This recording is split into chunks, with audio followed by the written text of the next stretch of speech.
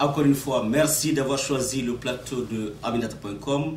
Et comme vous le savez, nous rencontrons aujourd'hui des hautes personnalités de la Guinée, à la personne de M. Lansana Kouyaté, ancien Premier ministre, aujourd'hui président du PEDN, que nous avons rencontré pour la dernière fois d'ailleurs sur Aminata.com, lors de la 64e session de l'Assemblée générale des Nations Unies. Bonsoir, M. Lansana Kouyaté. Bonsoir. Bienvenue aux États-Unis d'Amérique. Alors, M. Lansana Kouyaté, à l'occasion du sommet Afrique-Amérique récemment tenu à Washington DC, vous étiez présent dans la capitale fédérale américaine. Qu'est-ce qui justifiait donc votre présence à Washington en ce moment-là?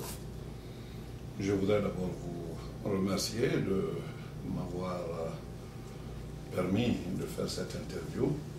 Je crois que c'est un peu habituel. Aminata.com m'a toujours accompagné, a toujours suivi mes séjours ici à New York et un peu partout d'ailleurs, même à Washington. Je vous en remercie.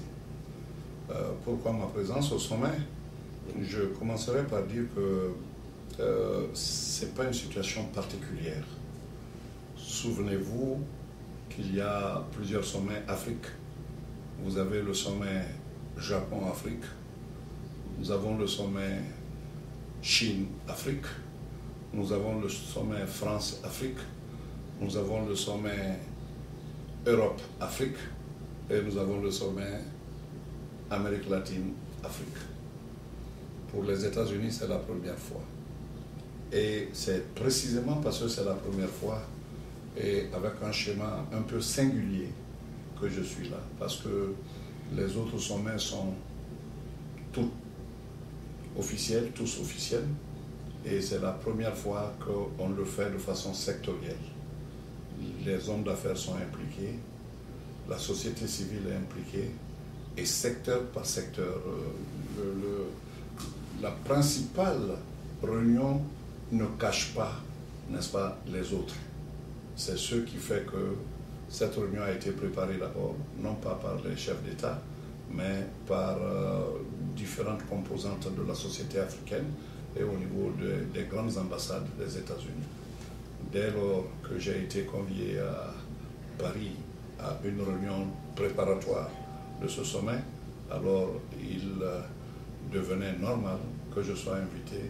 Et là, je l'ai été au nom du gouvernement américain, mais aussi au nom du groupe pour lequel je travaille actuellement ardemment pour que ces grandes sociétés américaines puissent investir dans le continent africain.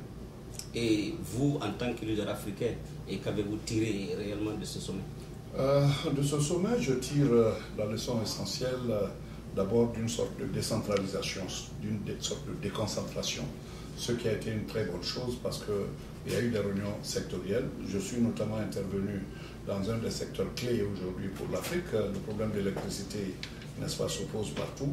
Et l'on m'a demandé de faire une intervention à l'atelier, n'est-ce pas, sur l'énergie.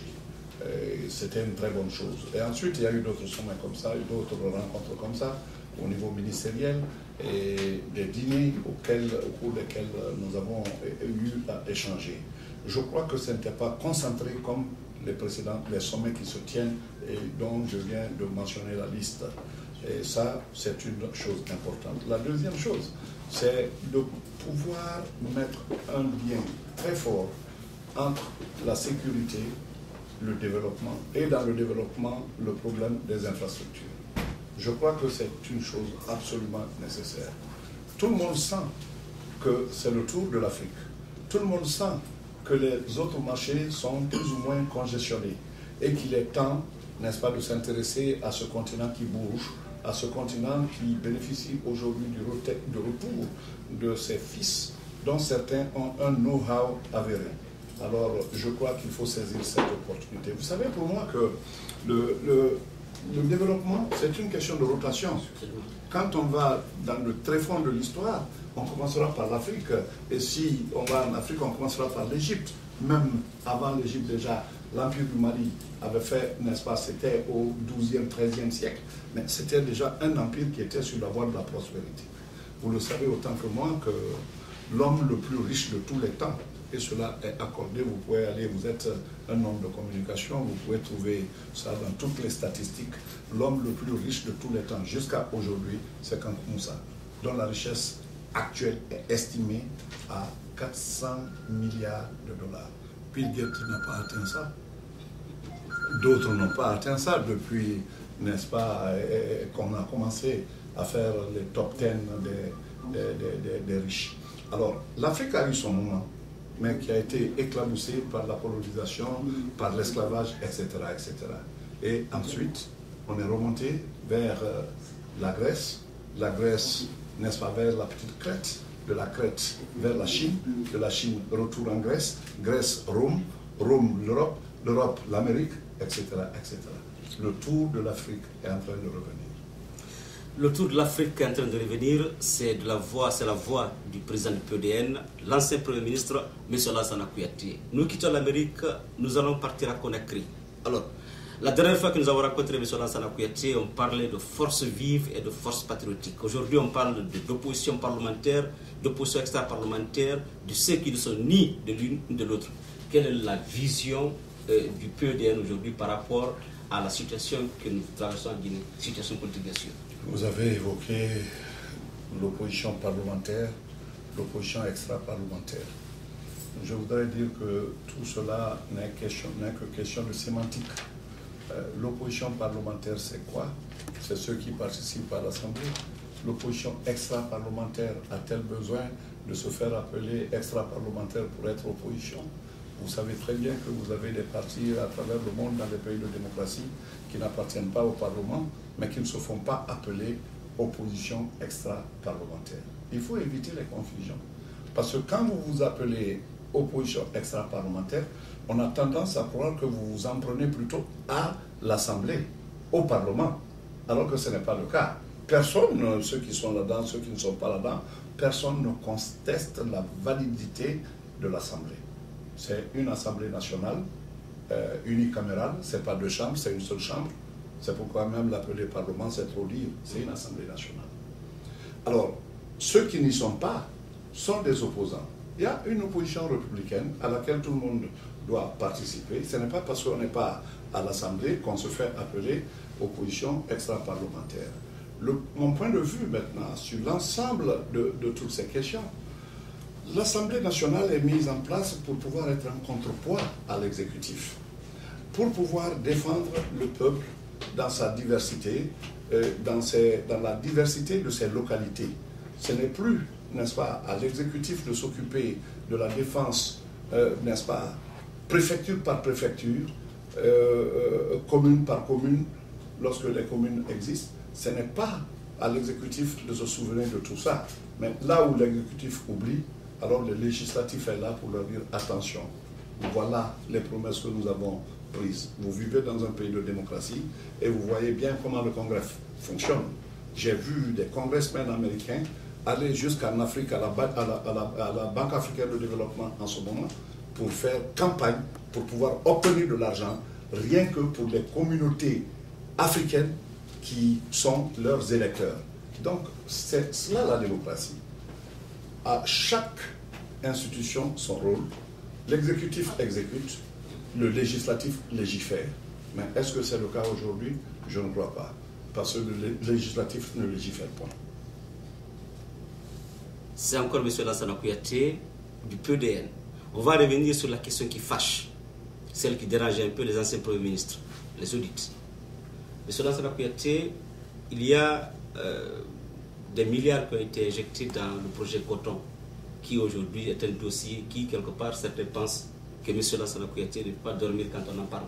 Dites-nous exactement, qu'est-ce qui s'est passé avec le projet Coton, où sont ces milliards-là? D'abord, la question ne fâche que quand on se la reproche. Le b.a.-ba de votre fonction, de votre travail, c'est, on vous l'apprend à l'école du journalisme, je n'aime pas ce que tu dis, mais je me battrai à mort pour que tu le dises. Je crois que c'est la liberté de la presse qui doit être respectée. Et cela est doublé du fait que ce projet, cette affaire qu'on tente de gonfler, n'est en fait, n'est-ce pas, qu'un coup d'épée dans l'eau. On dit des milliards. Qu'est-ce qui s'est passé quand j'étais Premier ministre? Le projet Coton était totalement abandonné. Et il faut reconnaître que c'était une catastrophe, parce qu'aller en Allemagne et demander à la Bourse d'Allemagne on vous dira que le meilleur coton d'Afrique de l'Ouest vient non pas des pays qui sont connus pour être producteurs de coton, mais c'est le coton guinéen. Ce que je vous dis, vous pouvez le vérifier. Et ce projet, avant même mon arrivée, avait connu des hauts et des bas pour finir par disparaître. À mon arrivée, les producteurs de coton d'une bonne partie de la Haute-Guinée ont formé une délégation qui allait jusqu'à une centaine de personnes. Ils sont venus, et en passant par le vice-président de la Chambre d'agriculture et le ministre de l'Agriculture, pour venir voir le Premier ministre et demander que l'on puisse réveiller ce projet et l'année en cours, c'est-à-dire que la période de la culture n'était plus loin. Ils disent qu'ils veulent le faire et j'ai simplement répondu que le Conseil des ministres en délibérera.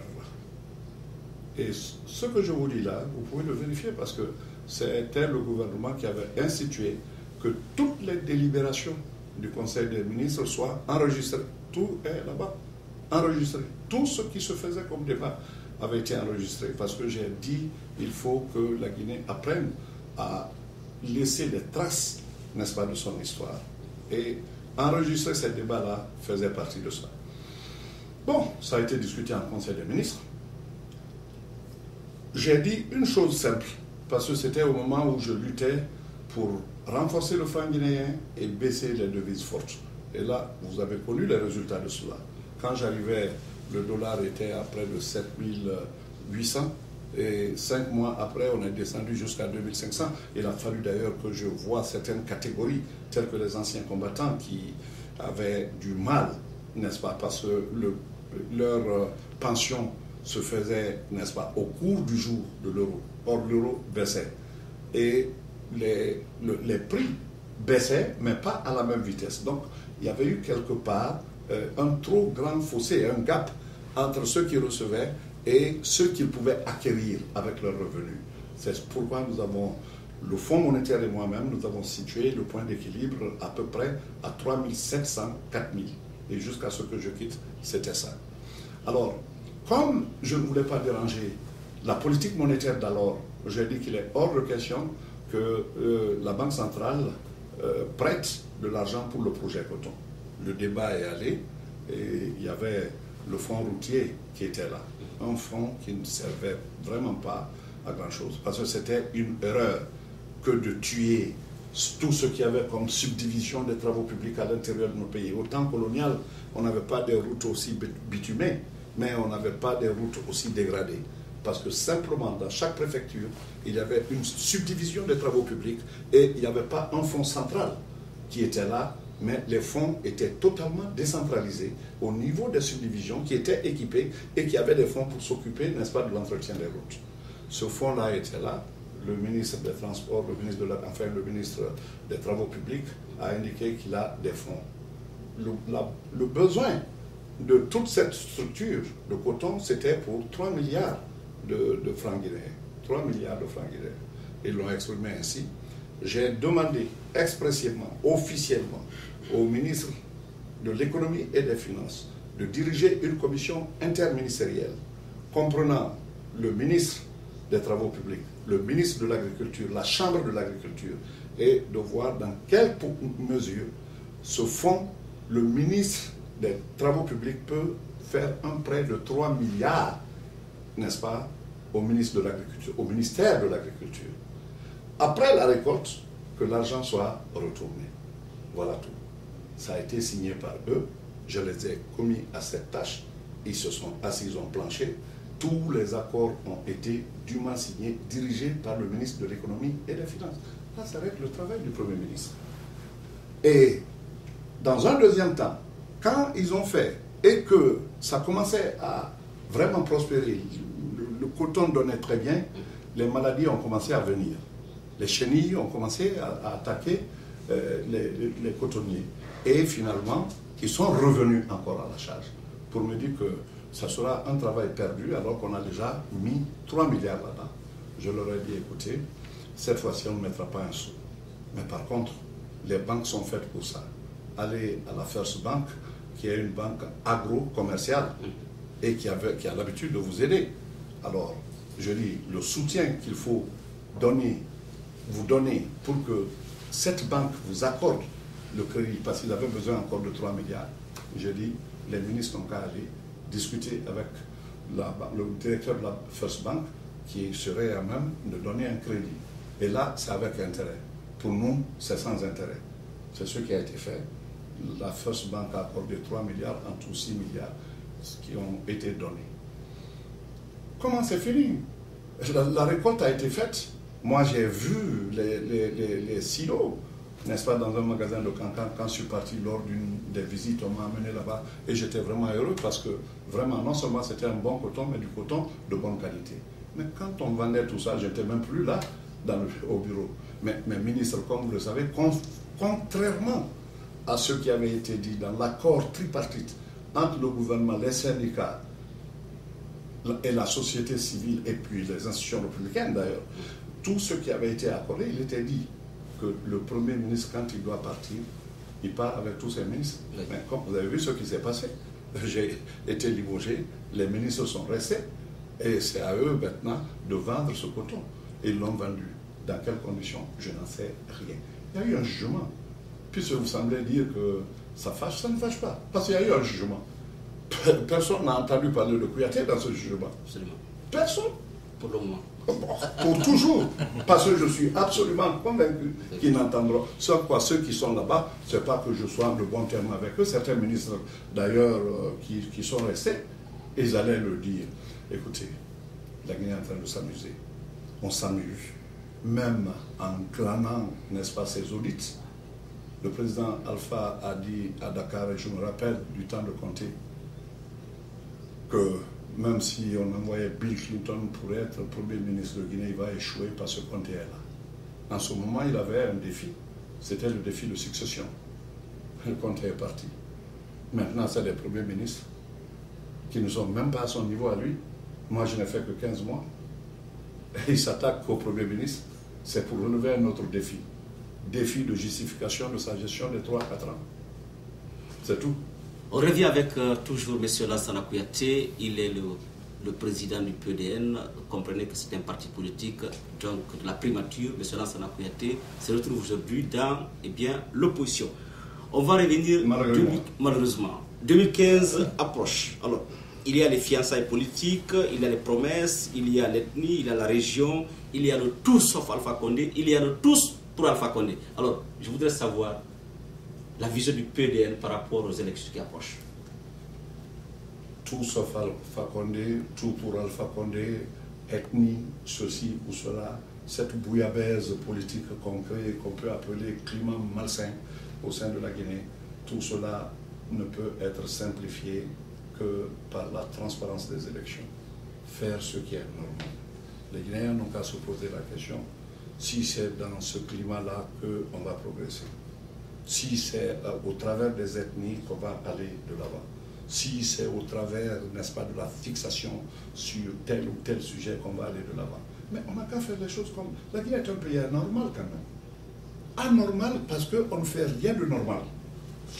Faisons les choses de façon normale et il n'y aura rien de tout ça. Mais regardez, les élections législatives qui devaient succéder aux élections présidentielles après 6 mois, selon la Constitution, ça a pris combien de temps? 3 ans. Le respect de la Constitution commence par le respect des échéances fixées par la Constitution. Les élections communales, parlons-en, on devait le faire depuis mars. Ça, c'est institutionnel.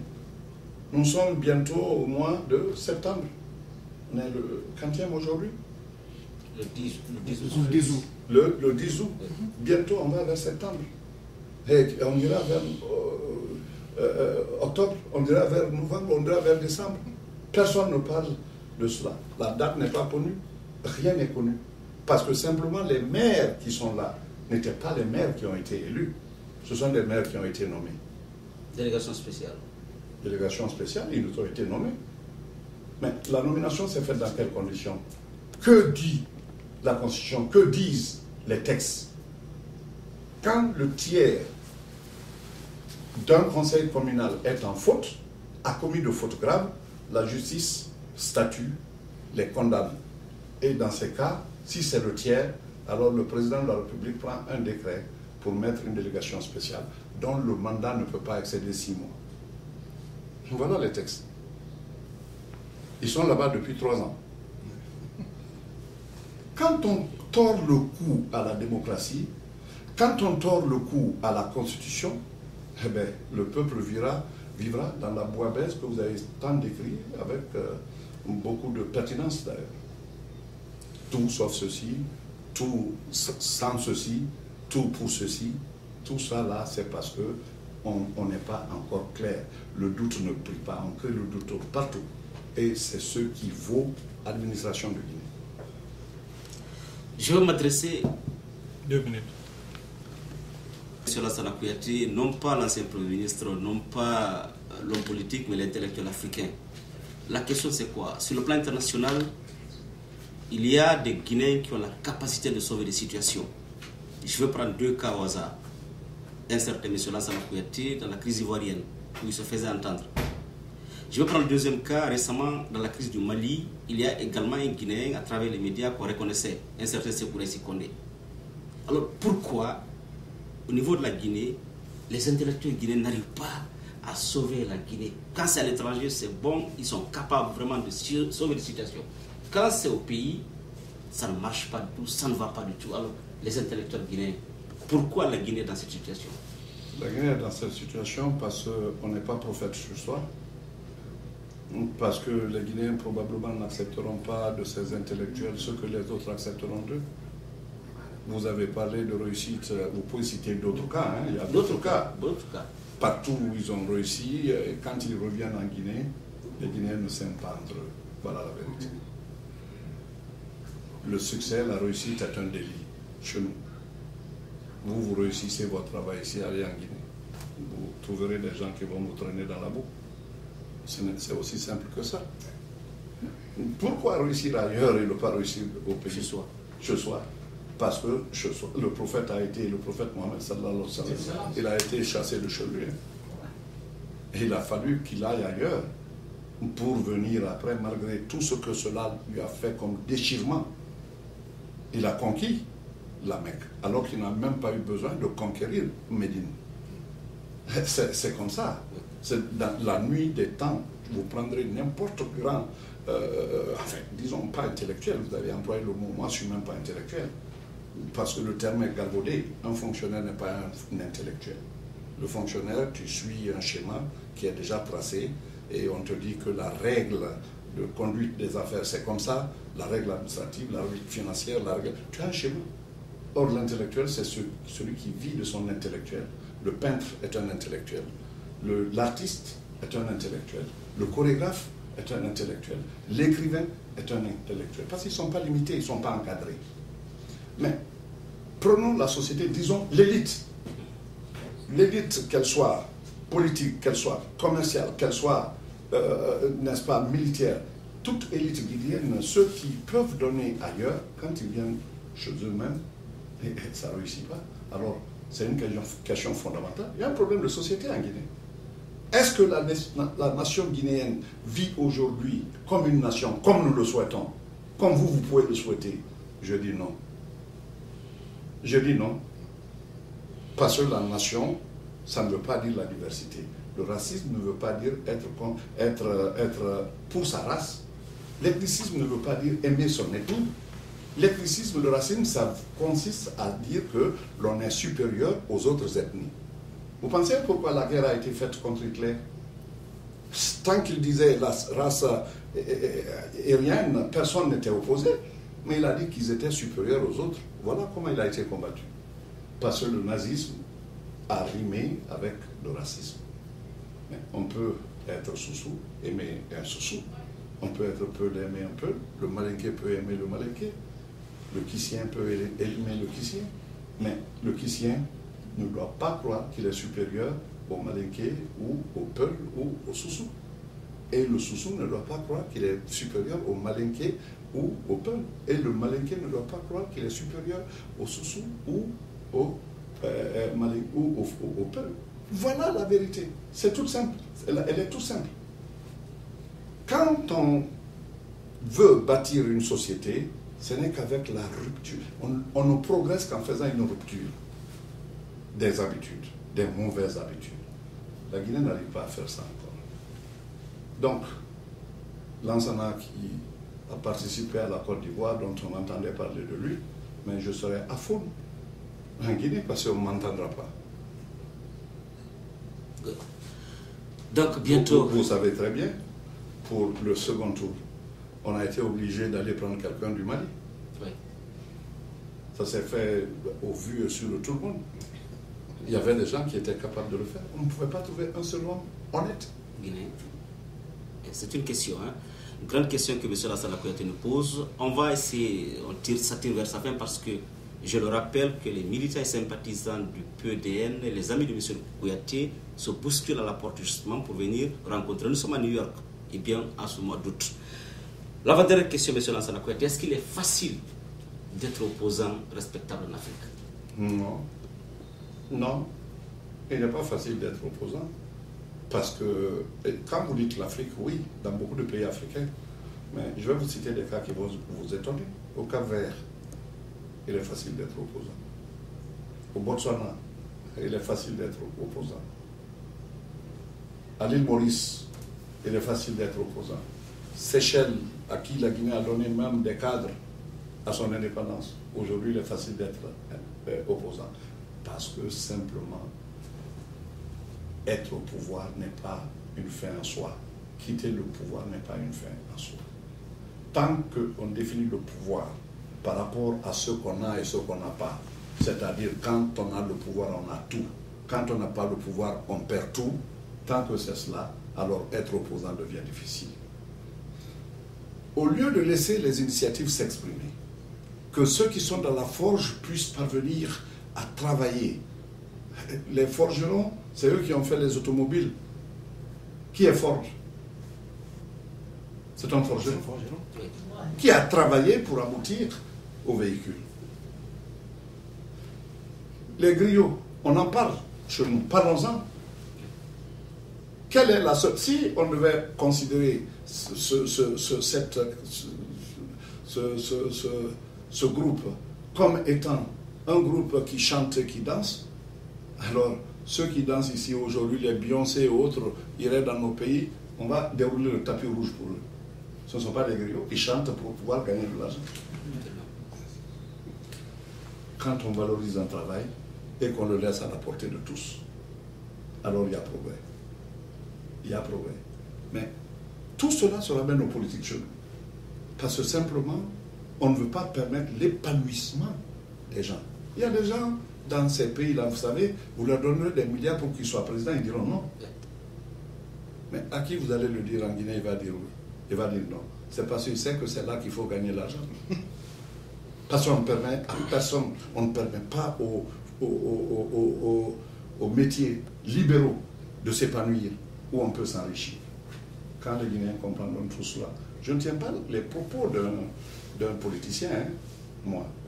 Le pouvoir est là. Je souhaite ardemment qu'il échoue à quiconque peut tirer la Guinée de cette merde dans laquelle nous sommes. Votre mot de la fin, justement pour vos militants, certainement qu'on est passé à côté, mais comme vous le savez, vous êtes... voilà, je crois que c'est dimanche prochain. Hein. Dimanche prochain. Dimanche, ça sera quel jour? Le 17 de ce mois. Et bien, M. Lansana Kouyaté va rencontrer ici à New York les militants et sympathisants de son parti, les amis de l'opposition. C'est ça. Oui, c'est ça. Merci beaucoup. Voilà. Et même ceux qui ne sont pas de l'opposition, s'ils veulent venir, ils sont invités. Absolument. Donc c'est... l'adresse est... toute la communauté guinéenne. La communauté guinéenne et Voilà. même africaine. Oui. Voilà.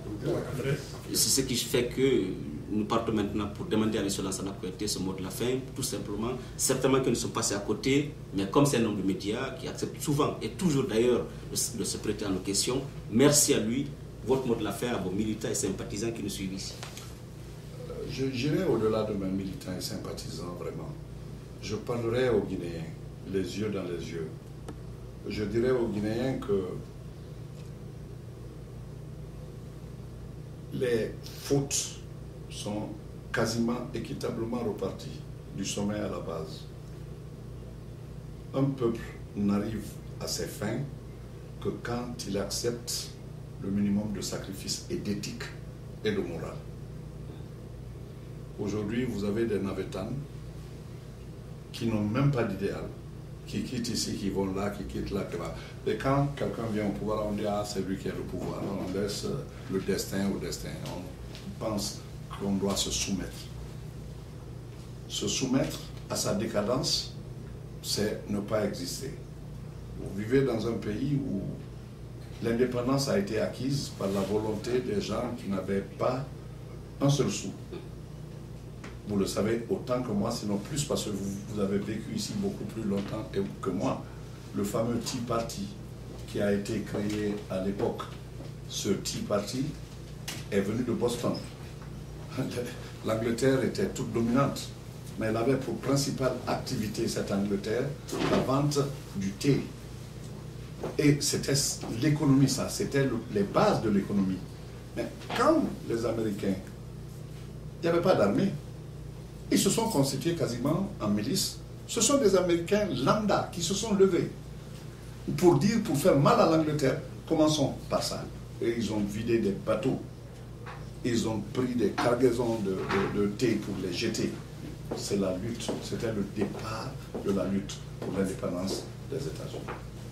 Alors, je dis à mes frères qu'il y a des choses qu'il ne faut pas faire. La Guinée, j'ai l'impression que les choses s'entassent. J'ai souvent comparé notre pays à une équipe de football où la nation guinéenne doit rencontrer une autre nation. Et on dit que celle qui gagne aura le bonheur éternel. Et à la 89e minute, c'est égalité, mais à la 89e minute, la Guinée a un penalty. Et on demande de tirer. Et on dit que c'est M. Ba qui va tirer. On dit non, non, non, non, non, non, pas lui. M. Diallo, on dit non, pas lui. M. Cissé, non. M. Kanté, non. M. Camara, non. M. Kouyaté, ah, surtout pas lui. Alors, si le penalty n'est pas tiré, l'arbitre finira par siffler la fête et l'équipe adverse va l'emporter. Il faut que les Guinéens se fassent confiance. Qui nous mène au progrès, qui sera personne, c'est le peuple. Quelle que soit la volonté d'un homme, si tu n'es pas suivi, tu ne nulle part. Donc, celui qui est là comme symbole, dont on sait qu'il peut le faire, mais quand il ne peut pas, qu'il sache qu'il ne peut pas qu'on l'utilise. Cette vérité-là manque aux Guinéens. Nous sommes devenus un peu, si vous voulez, excusez-moi, vénal.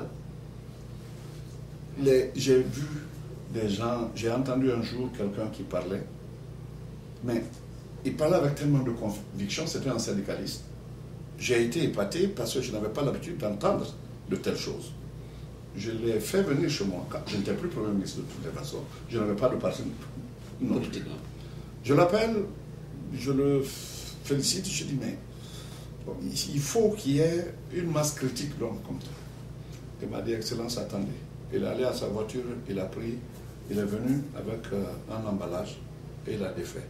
Il dit voilà, mon linceul, je marche avec. Si je dois mourir pour la cause, je préfère mourir. Il dit c'est pourquoi je parle avec conviction.